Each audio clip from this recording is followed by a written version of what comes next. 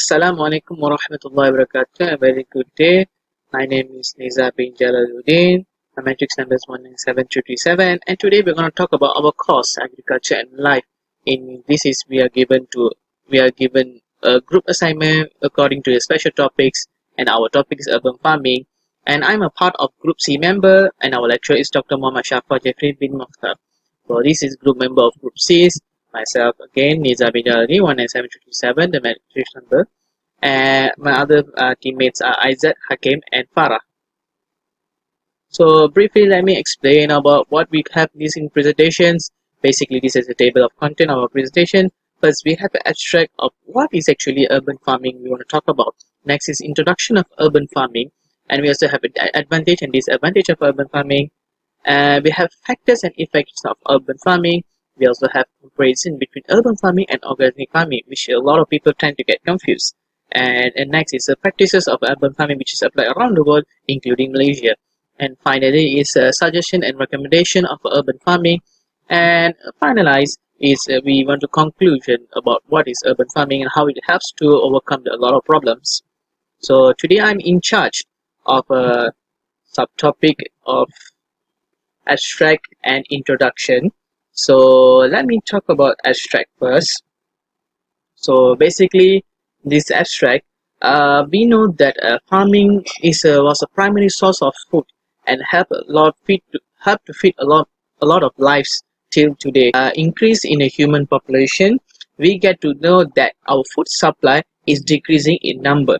So how are we going to overcome this problem? So we need a lot of space to grow a lot of food to overcome this human population increasing problem. But unfortunately, there's another problem obstacle in our solution, which is rapid technology improvement. If the rapid technology improvement, we have a very limited amount of spaces for farming, and this make us a lot of problem, which is we don't have a food in the future, which might be a problem a lot of us. And to overcome this problem, there's a solution, which is urban farming. It is simple yet convenient method that provides a sustainable chain of food supply, and urban cities are suitable target for applicable the most, because urban cities have a lot of spaces on the top of their house and also around the empty lots, so we can use them and utilize them. So next is about introduction. This is introduction. So in introduction, we want to briefly talk about the history of urban farming and how the future view of urban farming. So urban farming is not actually new to all of us. It been applied during the suffering days and also war days. And these are the examples of in history days during the world wars and also the depression times, where we use urban farming method to sustain the food supply that we needed. So one of it is allotment gardens came up in Germany in the early 19th century as a solution to poverty and food lack supply. In 1893, citizens of depression-struck Detroit were given order to utilize the any-vacant lots to cultivate vegetables for their survival. A victory garden sprouted during World War I and World War II. The latest one is in Bristol, where the 7 project was started for just £2,500 and supplied 34 tons of produce of year. And they use only they help to give these products to the needy ones. And the future view of urban farming is actually we're going to focus on food supply, space, and populations. As I mentioned before in the abstract, we had a problem of space to farming, and also we have increase in the population, which is increase in food demand. So to overcome this, we need the urban farming, which is increase the food supply in a proper manner. We know that the urban cities have a lot of spaces, a lot of lots in off the top of the floor or anywhere near them. So we can utilize the land beside it to produce at least amount of vegetables, amount of food that can bear for a family. Imagine we have a 2,000 family in that area, and we can produce 2,000 different types of plants. We can exchange with each other. We can produce this thing, and this helps to burden the amount of import-export from outer days, and also can help each other nations to overcome this problem of poverty and lack of food. And next is about definition and sustainability of urban farming.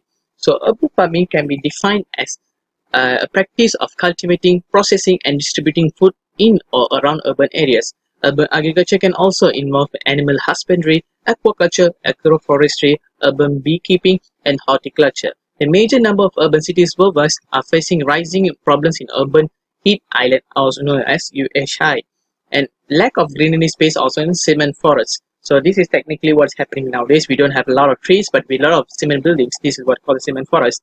And some cities are initiating solutions to enhance sustainability and suitability by improvising urban greenery to promote urban agriculture or farming. Okay, my name is Muhammad Hakim bin SAMSOL BADRON. My matrix number is 195969. So today I'll be presenting about advantages and disadvantages of urban farming. Okay, so the first one is advantages of urban farming. So here I insert three advantages of urban farming. So the first one is increases the food security, which means food security is having access to and being able to afford nutritious, safe food and enough of it. This is a major concern for many families for all over the world. Fortunately, urban farming contributes to greater food security. So the second one is make use of make efficient use of land. This means that the land can be efficiently used to feed the people. Consider rooftop or vertical gardens. They take up minimal space but to produce ton of fresh and healthy food, and also produce of ton fresh and healthy food. Many hydroponic systems are set up vertically to feed everywhere, even indoors. So the third one is provide a learning opportunity. Urban farms give city dwellers a chance to produce their own food and learn in the process.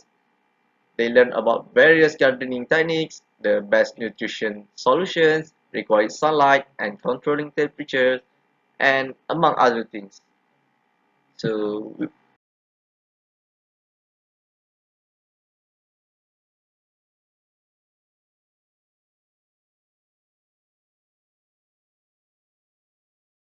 So here we're moving to these advantages of urban farming.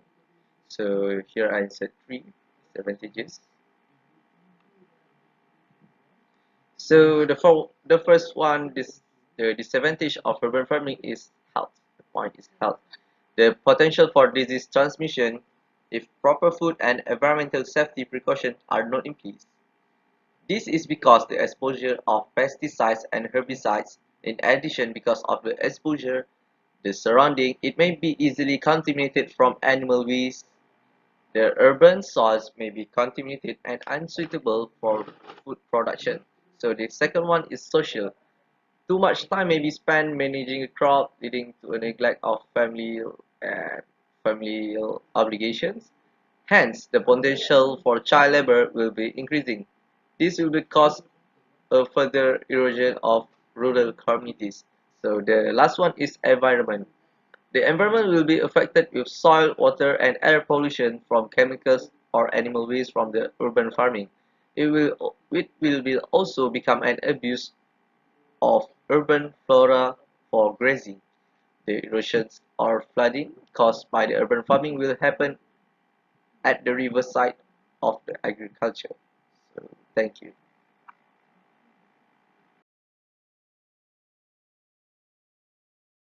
I insert also three.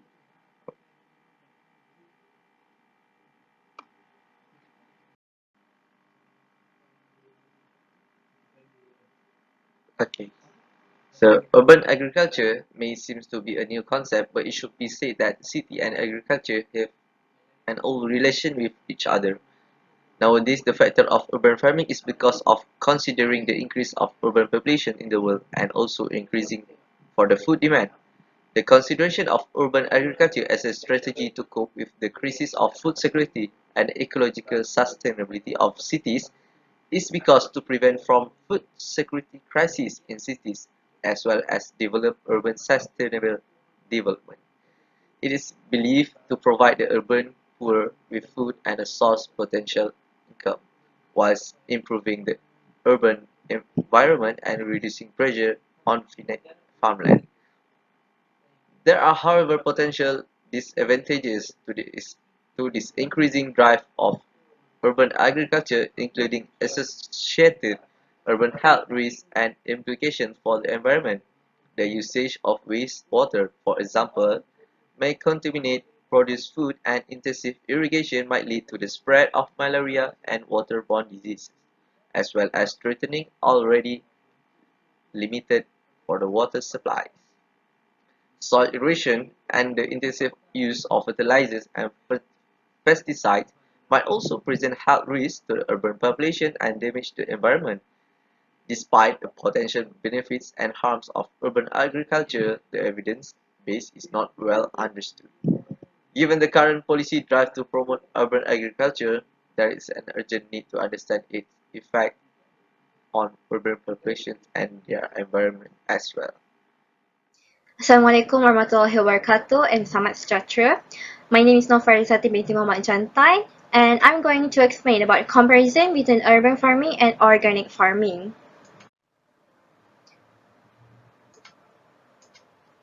So the comparison between urban farming and organic farming. The first one we're going to say and talk about is urban farming. So let's start with a simple explanation where urban farming is actually a farming practice that always occurs in a city or urban part of the place. So this kind of urban farming always required a very small space.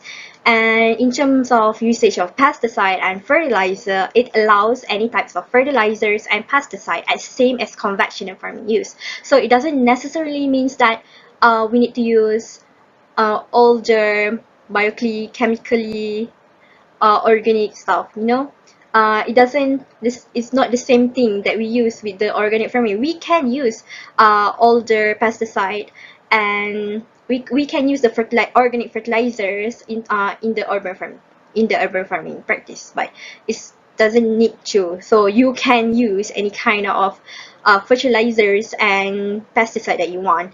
And the next one is that it reduced the fuel for transportation the fresh product. So why is this so? Because the urban farming practices is actually like a farm but actually in a city. So lots of consumer in the city, right? So when you have your own produce is growing in the city, so the travel distance that need to travel by the transport is very small. So that is why it can reduce the fuel for transporting the fresh product. So next, for the organic farming, this one I like to keep it in a, this one for this organic farming is actually in terms of the organic farming, which have to be in a very large field outside the city.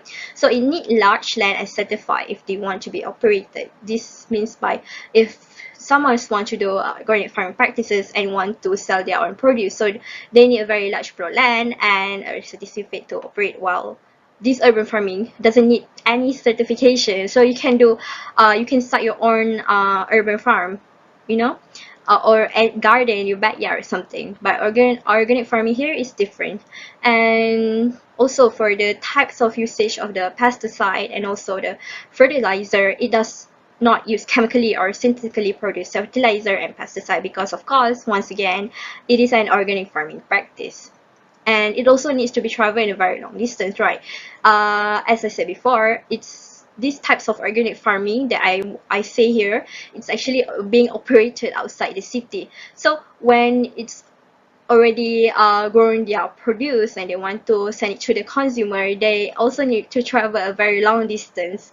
Okay, so it needs a very hard fuel for transporting the fresh product. Thus, it can also increase our carbon dioxide and give impact to the environment too. Okay, the next one is the application of urban farming. So this application of urban farming, I divided into three. I'm going to talk about inside of the three countries, like how they suddenly adapt this urban farming method. Okay, the first country is that here, the application of urban farming in two countries. So the first country that I choose is Rosario, Argentina. Why this is so? I think this is very interesting because in Rosario, Argentina, they adapt or they do these kinds of urban farming practices because of the economic crisis. Okay, why economic crisis? So this economic crisis make the people, the society in the Rosario, Argentina, they suddenly lose job. They didn't have money to feed themselves and such. You know, they doesn't have money because they also didn't work. Okay, so the government wants to take control of this. Okay, they want the people to do something to survive, like in order to survive and to have food. They create the PAU, which is the urban agriculture program. So this urban agriculture program actually like doing this, like here as you can see the picture, this is types of the urban farming that already established in the Rosario, Argentina. Okay, so it's also one of the under the urban agriculture program, which is PAO. So this urban agriculture program is actually giving the opportunity and employment and reducing the poverty of the people in that community. So once the economy is starting to get better, the government says that they want to make this part, or the garden of the urban farming that they already established, to become a garden park. Okay, so that's it in Rosario, Argentina. So we move on to the next country. So the next city or the next country is from Beijing, China. So why Beijing, China? Okay, so the first one, why Beijing, China wants to integrate this urban farming? Because they actually wants to promote food securities to other people. As you guys know, the population in China is very high, thus also the demands of food. So they teach the people in China to go, you need to do urban farming because it can promote because it can also give you food, so you doesn't need to buy every time, you know. So Beijing is actually one of the cities in China that integrating these kinds of urban farming practices. So it has been developed into 5 zones of agro park, and these 5 zones of agro park is actually being enhanced again by the government, which is from the 221 project. So these 221 projects want to increase the resources, the marketing and investment to support the urban farming, which is for this agro park. So this agro park, as you can see here, like in this picture below here, this kind of agro park actually they also take people to train and to become farmers in the practices of urban farming.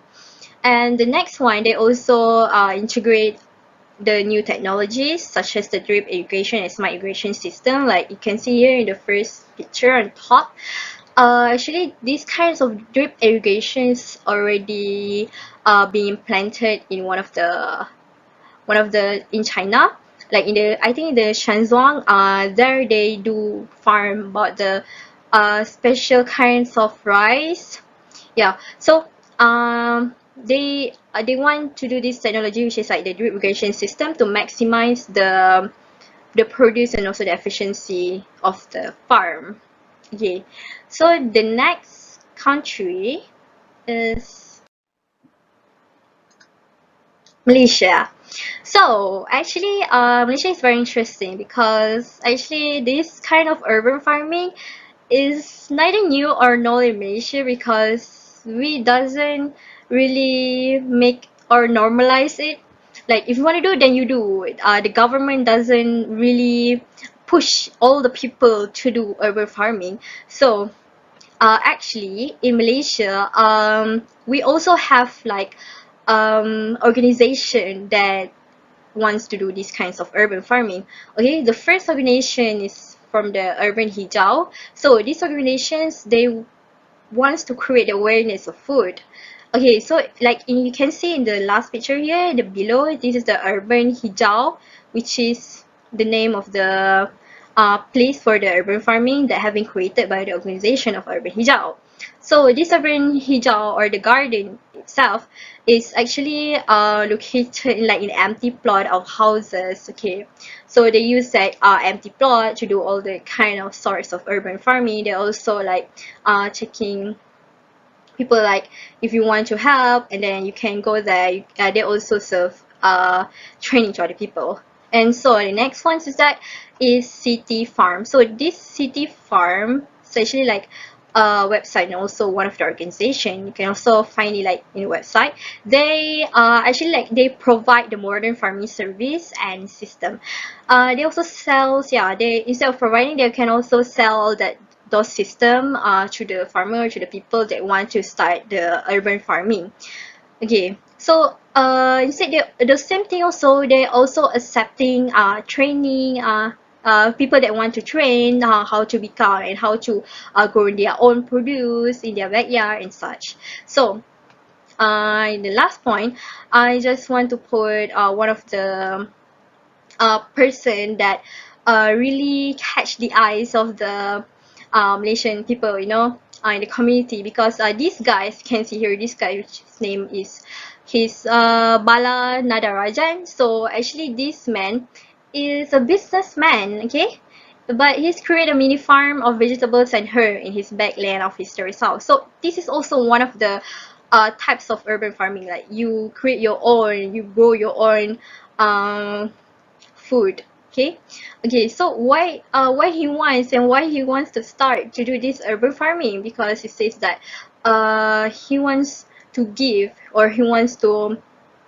uh he wants to create, like he wants to produce something that is healthier for his daughter. Okay, so it's a very good, because this man is very determined to grow all of these food and vegetable behind his terrace house. So it's actually a very interesting story to be told, and I also hope that in this story of Nadaraja, people can also try to apply or practice the urban farming in the city more. Okay, thank you. That's all for me. From Assalamualaikum and a very good evening to our beloved doctor. So my name is Mama Aizat bin Ibrahim and my natural number is 198170. So basically today I will explain a little bit about the suggestion or recommendation for our topic, which is urban farming. Before I explain about my part,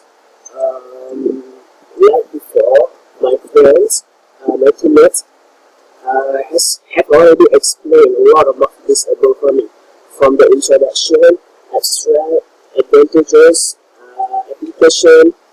A lot of it has been explained based on my friend's point. So let's move on.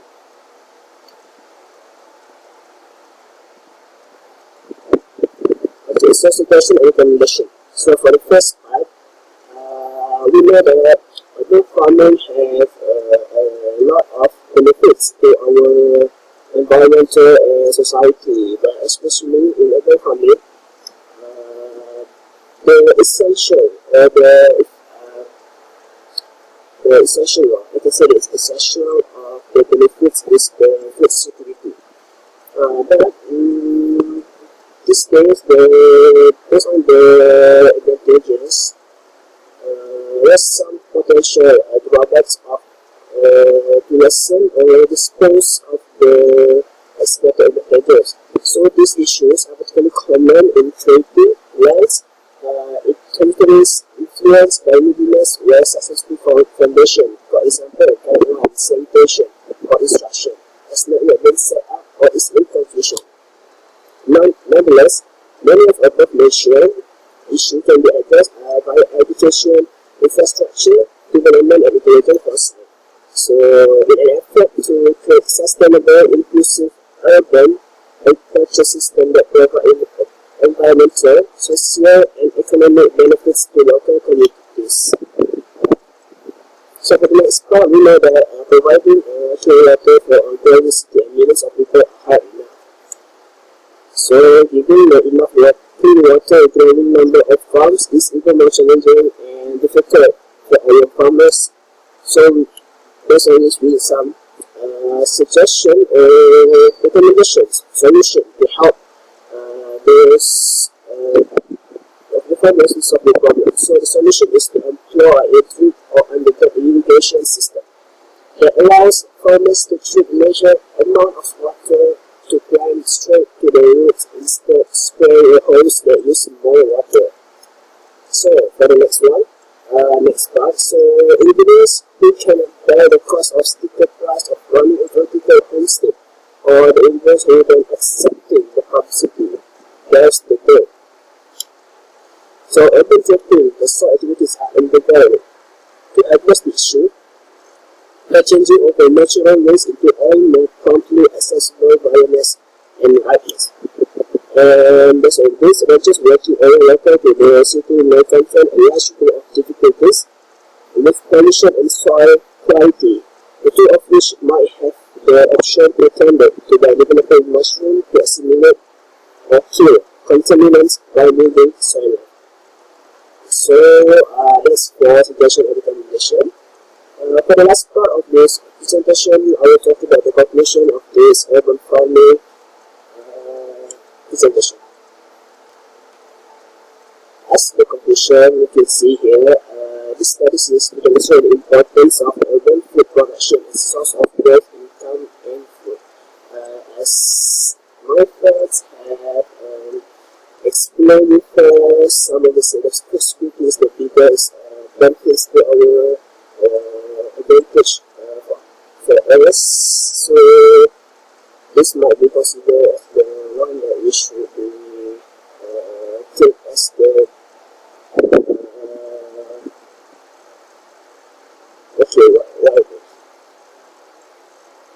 Also, emphasize the growing commercial importance of certain foods such as vegetable, poultry, and eggs. Next, once European people move to the city, where they frequently become urban poor at least initially. However, the experience of urban poverty differs from that of the rural area from which they originated, because the experience is kind of, also the technology they use is different, because the different of the financial and also some of it. Talking in other words, they appear to have higher earnings than their counterparts in rural areas. I think agriculture helps people who have just arrived in rural towns able to re-establish areas that they love both physically and socially. Nonetheless, the urban cultivating in the cultivation of land stretch out a long way past the material addition. Therefore, urban laws for cultivating should shape some portion of urban, arranging that manage keeping labor arrangement to meet the individuals sharing up in the city from the rest of the region. So that's all from us. Thank you very much, Doctor, for teaching us, and have a good day.